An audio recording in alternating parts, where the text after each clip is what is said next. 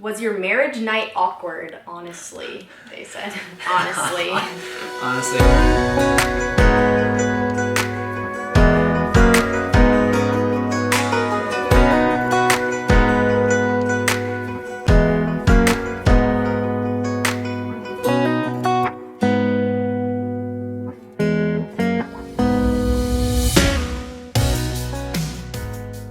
All right.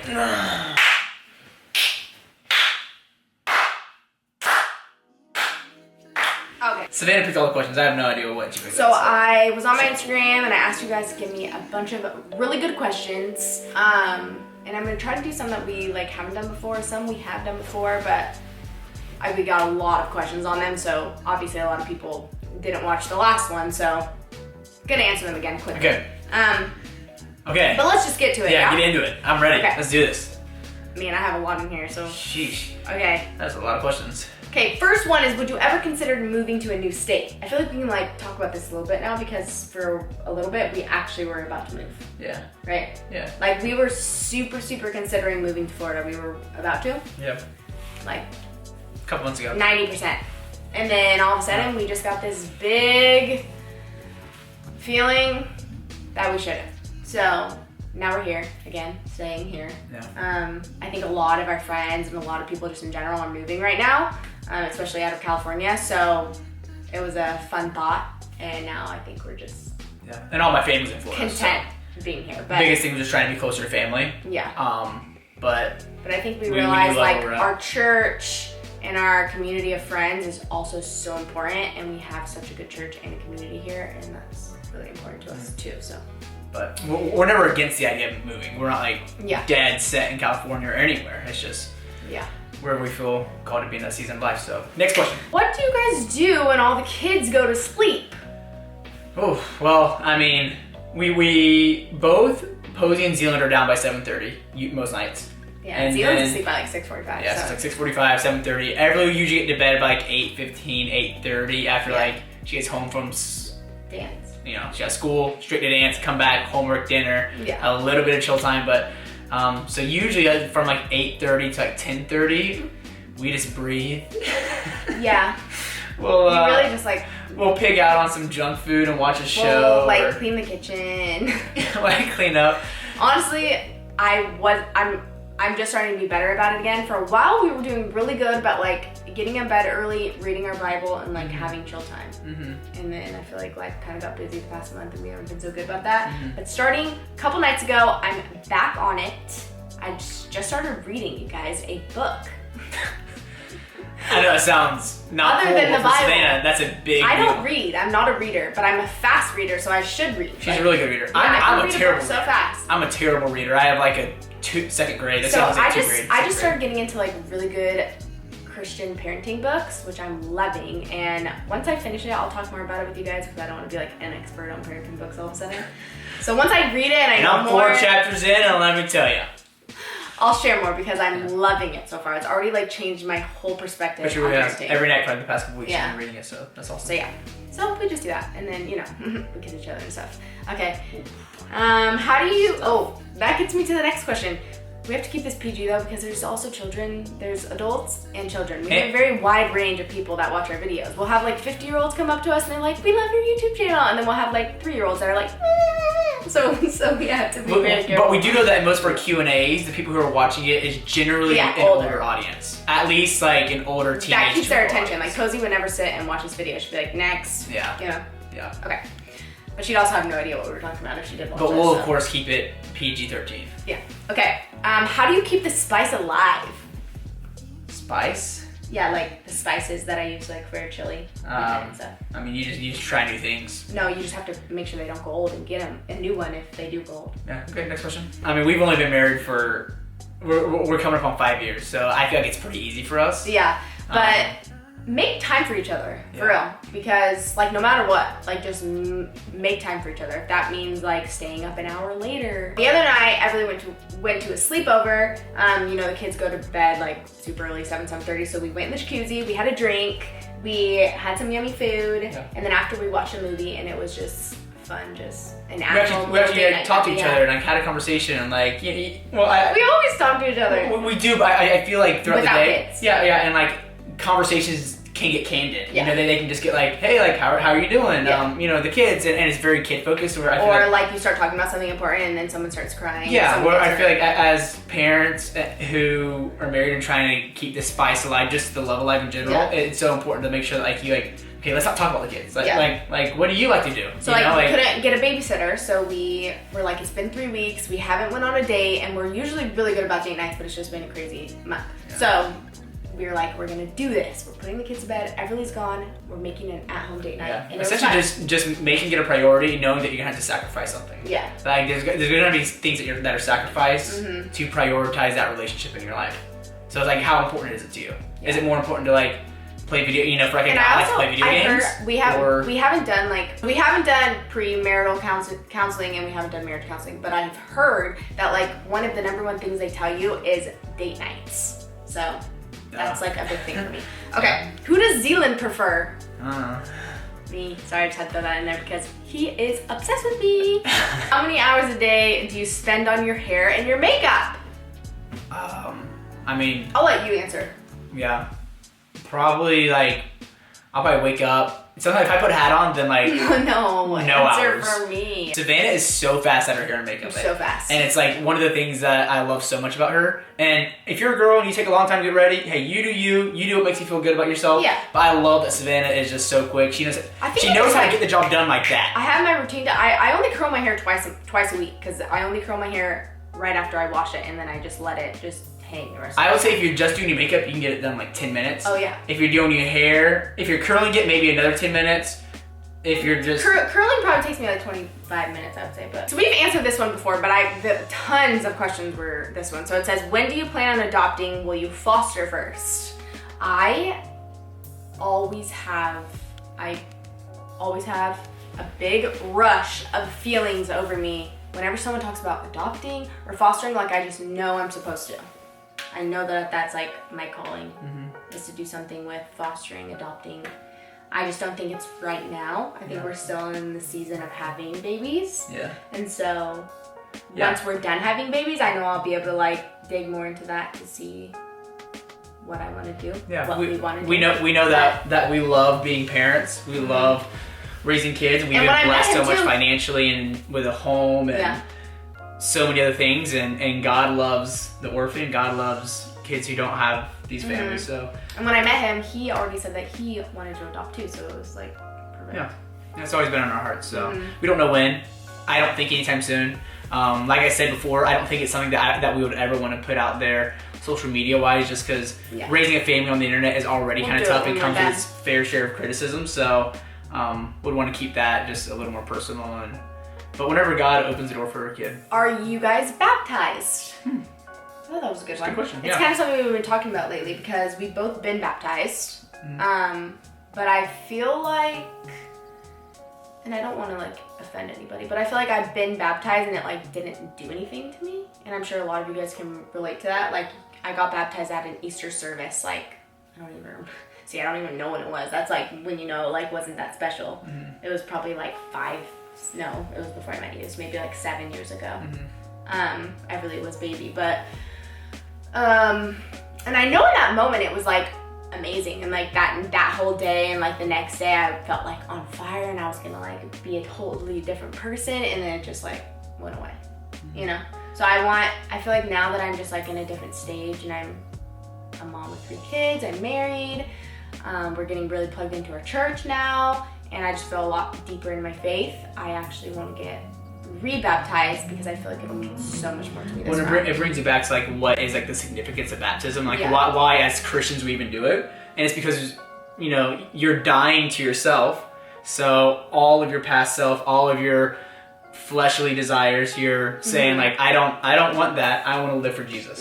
So I feel like back then when I did get baptized, I wasn't living for him. I think, and speaking for myself, I remember I did it was more like, okay, I'm living for Jesus, but I'm also living for me. Yeah. Where not like I really do want to be like, I'm, laying my life down for Jesus and I'm only living for Jesus. Yeah. Not me and Jesus. Yeah. Do you ever wish Everly didn't do dance so she was home more often? Yes. But I know she loves dance, and I love that she dances. It's fun for me to watch her dance. And it's her passion, so I'm letting her do what she loves. But I do wish that my kid was home more so I can hang out with her. Dance takes up a lot of time. I'm like so excited for summer because she just had spring break and there was no school, no dance, and I feel like we had so much fun times together. It was just 1 week off, but it felt like she was like here like so much. I was like, wow. He had alone time with her. I had so much alone time with her. I know. I think that's the hardest part is like we try to be intentional with each of our kids and make sure that we have alone time with each of them, but it's so hard to get that alone time with Everly because she's either at school, at dance, and then when she does have her free time, sometimes she just wants to chill by herself. Sometimes she has grandma time. Sometimes she has friends spend the night, or she's at a friend's house. So it's like, you know, dance takes up a lot of time. But I'm trying also to like not make life so busy. Like I feel like we always feel like things have to be busy. Like there has to be a play date, or we have to go somewhere, or you know, and it's better. That's something I'm working on. To not always feel like everything has to be so busy. How do you deal with hate? How do you deal with hate? I'm assuming that this is coming from like a social media standpoint. Yeah. I mean, just super short answer. We don't. We just block it. Yeah. Block it and ignore it. There's so much hate on the internet. There's so much hate in real life that I know people. I've been in places to where I would spend so much time focusing on it that it would like literally, like we would intentionally like do certain things. It would be like, I'm proving this wrong, or I'm not like this. Where like if you just like don't even look at it, then it's like I'm just gonna be a good person. I'm gonna live my life the best I can. I'm gonna be imperfect and make mistakes. And there's a difference of like if someone were to come to me and be like, hey, I'm noticing this and like I want to help you, you know, like taking someone's advice, like I'm all about that. But then there's someone that comes at it in a hateful way. That's something that I'm just completely going to. Well, and I think the biggest thing is that we have so many people in our life that we love, that we respect, and who know us so well, just outside of social media, who just know us as people. And if any of them, I mean, we give them 100% the rights that if anything in our life looks wrong, looks fishy, looks fake, come talk to us and we're gonna respect your opinion. But someone who doesn't know us, someone who's never met us, even if they're praising us, it's like, you don't know me, so I'm not gonna take that praise as like, well, I'm awesome. And you don't know me, I'm not gonna take that hate as like, I suck. So many things from just watching our videos, but you don't know everything. So, and I try to model. But we aren't perfect at all. No. So a lot of the things we deserve the hate for. Yeah. And I try to model my behavior with hate in a way that I want Everly to handle it when she has to, you know? So like, I don't know, it's tough. But we're still human and we make mistakes, but for the most part we just ignore it. This one's a little more touchy, but it's, have you ever had a miscarriage and not said anything? I have not. I've never had a miscarriage, but I feel like there's so, like, one of my friends just had one, and it's such like a touchy subject that I just wanted to touch on this because my heart goes out to you guys so much who have had one. I feel like a lot of people around me or just people that I follow on Instagram have had them recently, and I'm starting to notice them a lot more. And it's really sad. Yeah. And I know that there can be so much like shame around it, and there shouldn't be. Yeah. Because I know it's so common. But I also want you guys to know that if I ever have one, I'm going to share it with you guys, and not to make a good YouTube video, for no other reason. Just I feel like if I were to have one, that was my story to share with you guys, so I could help someone who's also went through one. Like, I encourage one of my friends, like, share it. Like if you're okay sharing it, and it will make you feel better about sharing it, because so many people went through that also and are gonna help you from you sharing it, you know. Was your marriage night awkward? Honestly, they said. Honestly. Honestly. Yes. So I guess this is a Have we shared this before? I feel like we have. We're married. Our marriage night? Yeah. I guess. Maybe not. Here, let me share just like very briefly. Okay. So, briefly, I'm sure so many of you already know our story. I waited until marriage to do the hoopla because we waited with each other. I mean, from the time we met and the time we got married, it was a year. And I know like so many people joke about like why Christians get married like so quickly is to like do it. And like, it's kind of true to an extent. I mean, like I knew I loved her. And like, so if I knew she was the one. I think Everly sped it up a lot too. We already had a kid, and we're like, hey, we want to start having kids soon because Everly's already 4, so it's just like a lot of things. It's just like why wait if we know? Yeah. You know that's like what it was. It's like I know you're the one. There's nothing holding us back. Like let's just do it. So we got married quickly, but the marriage night was awkward. Absolutely. And I'll just share something that makes it even more awkward. I started my period 15 minutes before I walked down the aisle, you guys. Yeah. But it was my first time, so I didn't know any different. What are your thoughts on that? I think I cried. Did I cry on the wedding night? Yep. You did. And so did I. And it's only been uphill since. What is God teaching you right now in the season of your life? Wow. Well, you read that, so maybe you had time to think about it because you like screenshotted it. I feel like right now he's really teaching me a lot of things about how to be a better parent. Like there's so many things in my life that are lining up for like him showing me like just how to raise my kids in the most godly way and how to just be the best parents we could be. Yeah, I agree with that. I think we're just like obviously I've always wanted to be a good parent, but right now I just feel like it's so at the top of my list. Very just in like full force parenting with everybody being 8 and like she's like coming to us with like questions that like really serious questions that like and like conversations like we want to have with her before bad friends might have those conversations with her. I'm not saying it for friends are bad, but just kids at school. Yeah. So like she's at that age now where it's like, man, like we really gotta like up our parenting game. And Posey being a little kid, we wanna, just continue to do better and better and better with our kids. Yeah. But I feel like he's really placing people in my life right now to help me with that too. Like it's all just crazy how it happens. Like one of my friends that's older than me and has a lot more kids than me, and she's just been like super pouring into me. And then another friend that I just met started pouring into me too. And then one of them gave me a parenting book, and now I'm in love with the parenting book. And it's already changed so much of my perspective on parenting. So I just feel like right now that's like my season. Yeah. What's yours? I'll say parenting and just like working on myself, just like figuring out like what like God wants for my life, like personally, just as far as like, does he want me to just be... You have an eyelash. Isn't that good luck? I have a lot of eyelashes actually. Make a wish.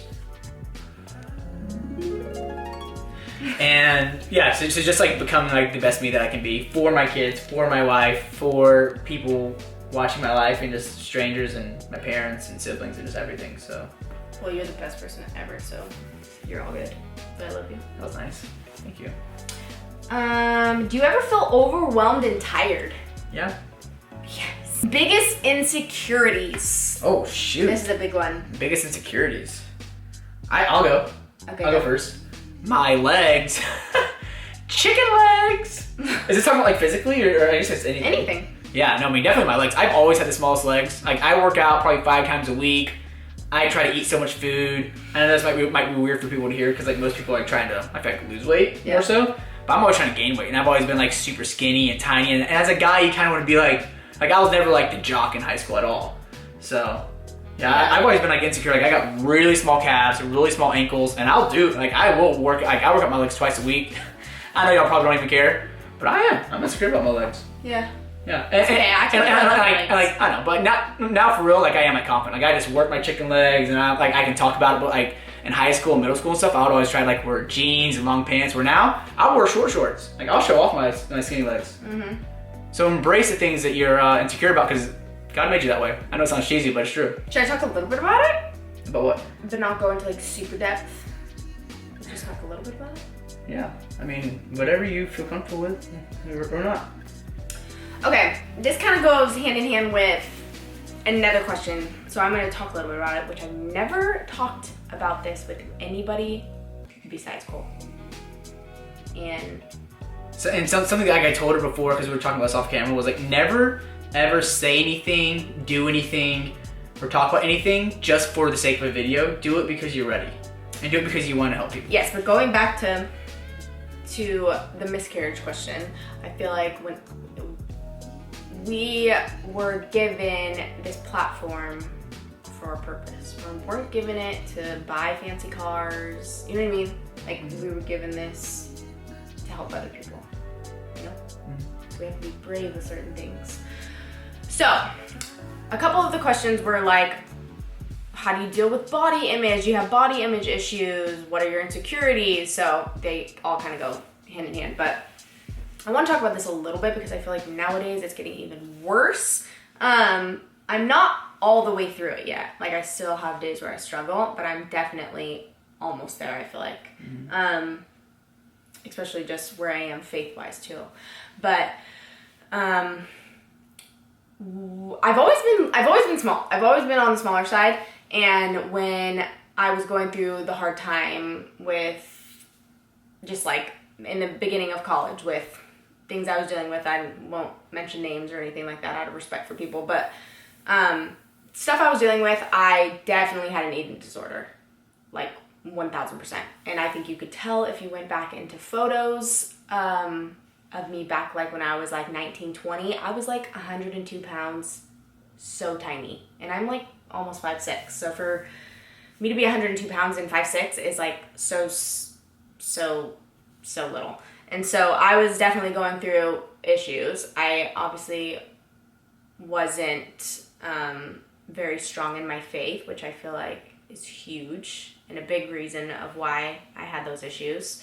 I just like I would take everything so literally. So like if my boyfriend at the time saw a picture of a girl who was really small and was like, whoa, she's hot. Then in my brain, I'm like, oh, I need to be that small, you know? And I know like a lot of girls can relate to that. Just you're scrolling on Instagram and you see these perfect pictures of these girls in their bikinis and they look like they're 100 pounds and perfect, and your brain can start to tell you, oh, I'm not going to eat dinner tonight now, you know? So I know it's like a huge issue that all girls deal with at some point in their life. I mean, at least that's how I feel. I feel like a lot of people in general deal with it to some extent. I feel like I had it pretty badly for a while, and now I'm out of that for the most part.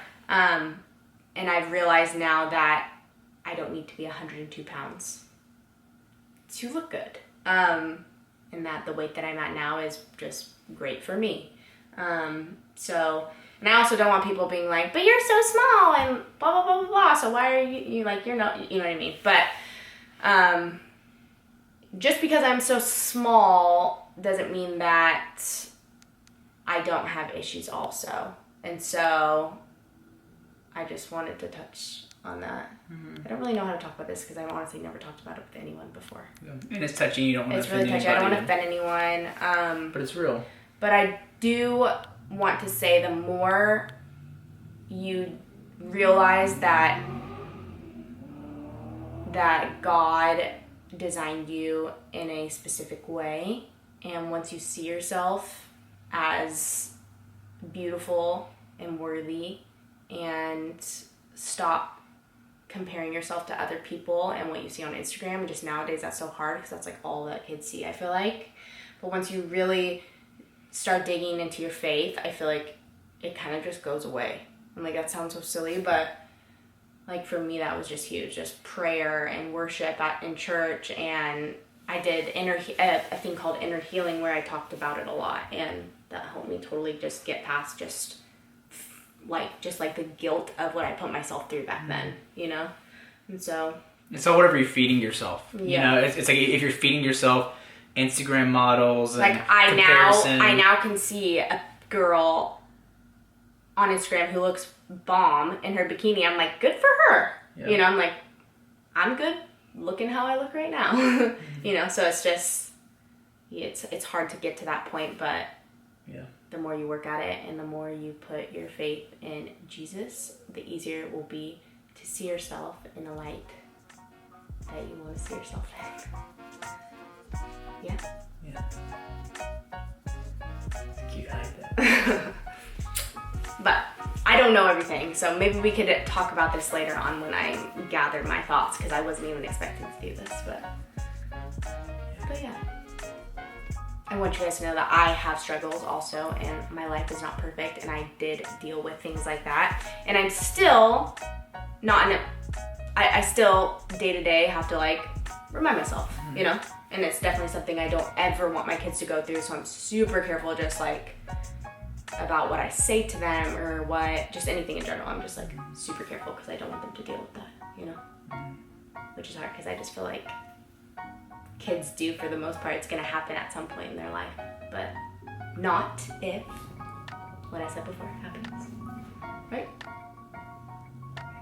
So sorry if I just rambled and I made no sense to some of you guys, but hopefully that helped someone. The end.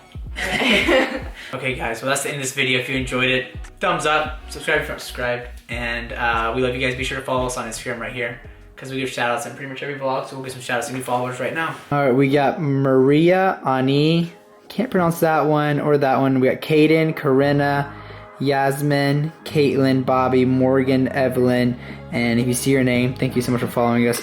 We love you guys, and we'll catch y'all next vloggy vlog. Peace out. What is the worst pickup line you have ever heard?